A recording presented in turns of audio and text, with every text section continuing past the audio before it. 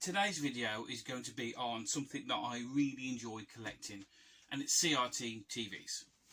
If you can see from behind me, there's a stack of TVs here, all various different models. I really like this one here. It's the TV Cube.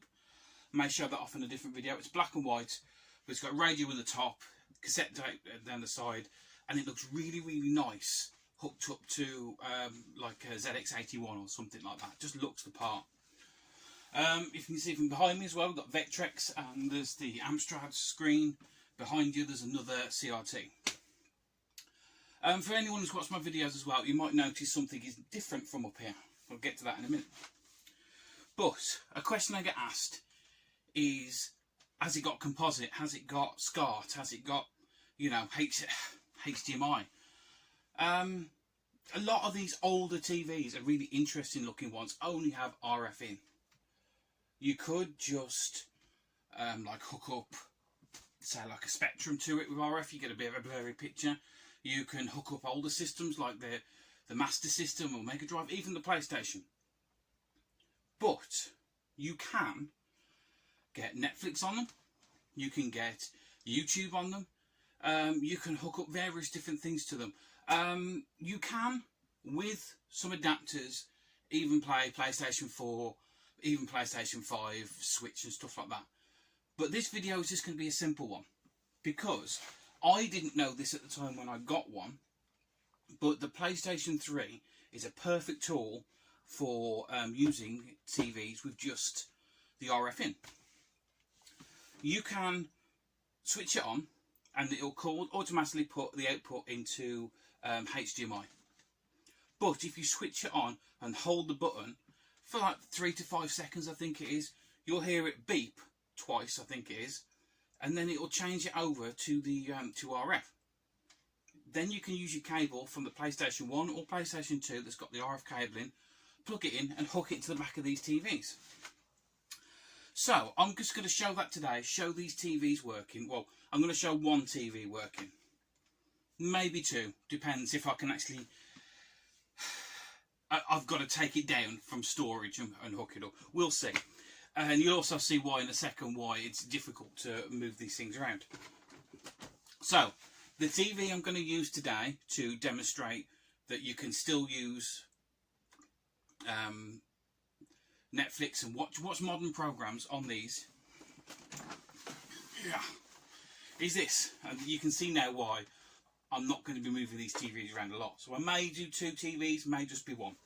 Because CRTs are bloody heavy. So, in today's video, I'm going to take this boombox TV. I'm going to hook it up to the PlayStation 3. And I'm going to show you that you can watch your Netflix and everything else through this. It's just a black and white TV. I don't mind black and white TVs. It's nice to have a colour one, but if your TV looks like this and someone said it's only black and white, I'm not going to complain. I'm sure you wouldn't either. It just made me laugh. As I said, it's got a handle. You're supposed to carry it around. Thing's bloody heavy. Anyway, whilst I'm here, let's have a quick look around this one, and hopefully I don't drop it on the floor. So, angle this bloody thing. You've got a tape deck here, which sadly isn't working at the moment, but I do need to change the belts on it. It's the only thing I need to change. You've got radio on this side and your TV in the middle. And what's amazing about this TV is the sound that comes out of these speakers. It's absolutely amazing. Go around to the side, you've got your tuner for your picture and your radio, your brightness and contrast, if you can see that.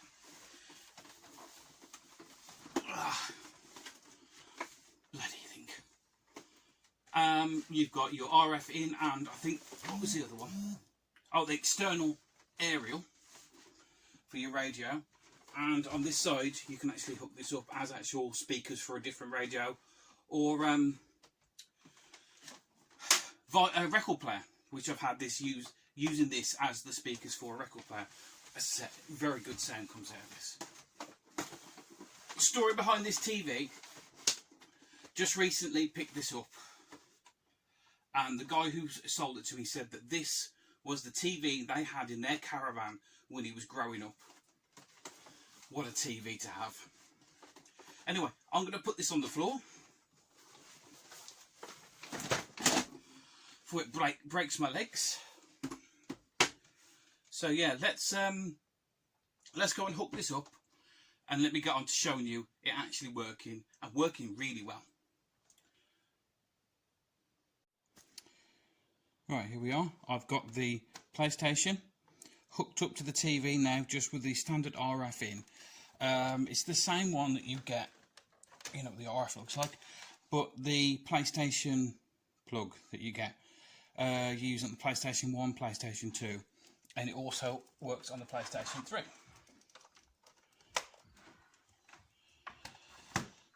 As I said as well, when you want to use a PlayStation 3 on RF, you have to press and hold the button to switch over from HDMI to RF. It's just on pair up. You switch it on, keep your finger on the button, and you'll hear a beep, and then I think 2 more beeps. I didn't know you could use that feature on here, but you can. So let's switch these on and see what we get. So TV, let's turn it down while I'm here, and then power on the PlayStation. You'll have to forgive the flickering on the screen, but as I said, that's just what happens when you use these type of TVs. Try and film them. Hopefully it won't be too bad. I wish I can give you an idea of how good the sound is on this, but if you can see here, that's barely even up a little bit, and it's already loud. So that's it. We have now got the PlayStation. So, pad. Help if I switch it on.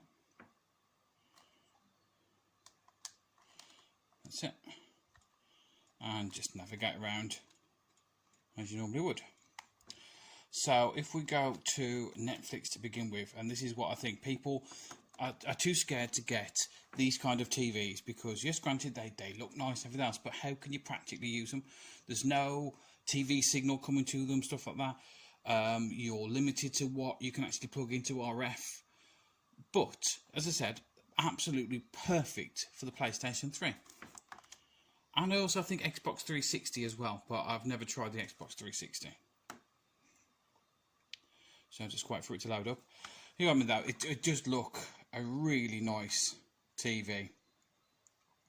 As much of a pain as it is to carry about everywhere, just have that on the shelf. Occasionally hook that, bring it down to hook something up to it.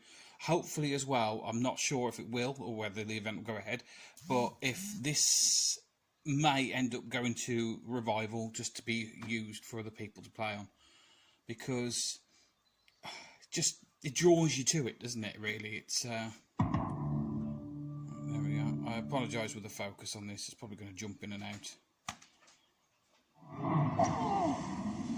Yeah, Happy Gilmore. Let's go down to some of my favourites. Let's I'll put some bottom on. There you go. Watch all your modern programs. You can even get like is it Disney Plus and stuff like that. Best pause that just in case. Turn the volume down.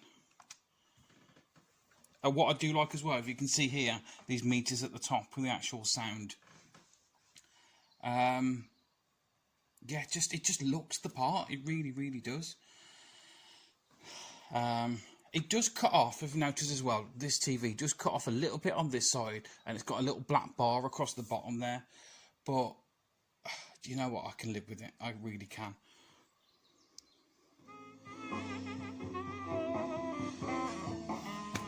Gotta love bottom. So yeah, that's Netflix playing on it. Classic episode. Right, before I actually start watching it, let's go back, go home. And as I said, you've got your YouTube.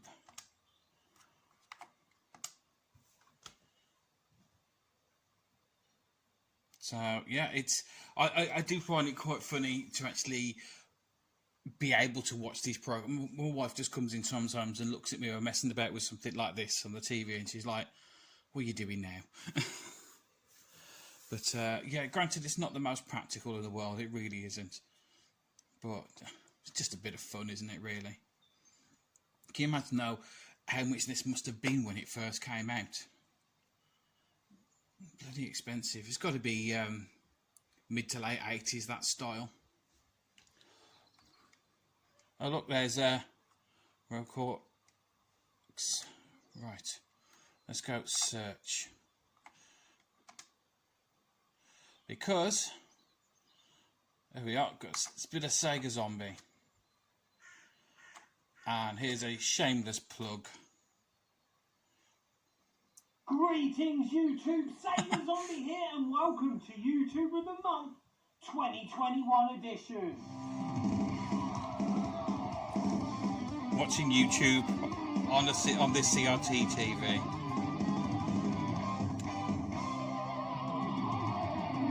And I'm going to pause it there because, yes, I'm going to do a shameless plug here that get over to Sega Zombie's channel, because YouTube of the Month is up and people can still vote till the end of March. You know who your 5 people are that I have actually nominated. So get over there, give Sega Zombie a like, go and vote. Shameless plug over. Welcome back, guys. So yeah, let's get his mug off the TV now. And last one is, why not try some gameplay? I don't even know what disc is in there. Tell you what, we don't need a disc in there. This actual computer, PlayStation 3, came from Pod, and it's still got all of his games and save states and everything on it. So, what we got? Oh, GTA. I think the problem with that, it's going to take ages to load it up, isn't it? Well, we'll go to the first load screen and then we'll stop it there. So, what do you think? Has this made you want to get a CRT TV, knowing that you can actually still use it today? The other TV I was going to bring out, and I have decided against it, is the Philips Discoverer.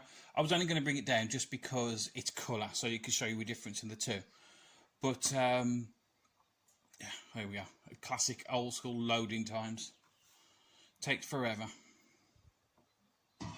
Yeah, there we are. And it is nice that you can play everything from the early Spectrum games up until like PlayStation 3 games.